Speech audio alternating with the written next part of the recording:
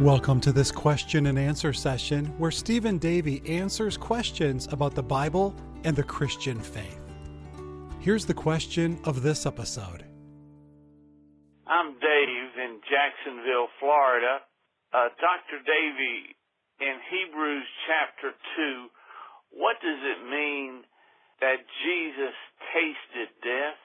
Thank you.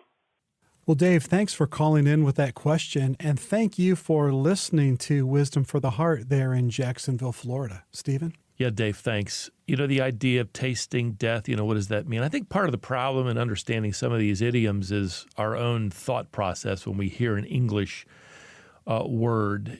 While we've been sort of quarantined away from everybody, somebody dropped off a dozen Krispy Kreme donuts at my side porch.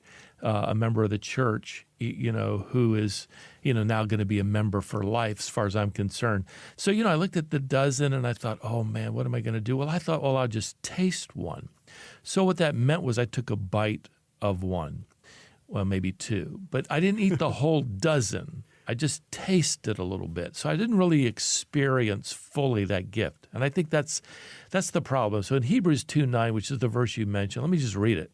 But we do see him who was made for a little while lower than the angels, namely Jesus, because of the suffering of death, crowned with glory and honor, so that by the grace of God he might taste death for everyone.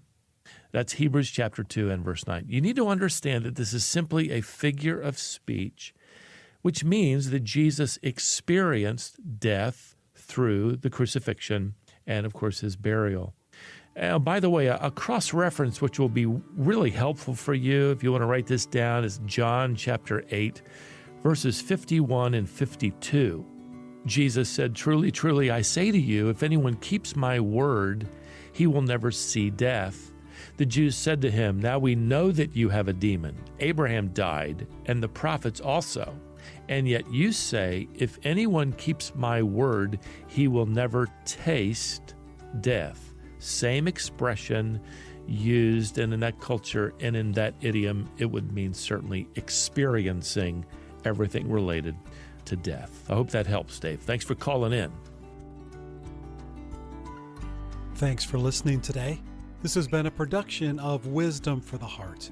To learn more about our ministry, visit wisdomonline.org and be sure and hit the subscribe button to be notified of new episodes.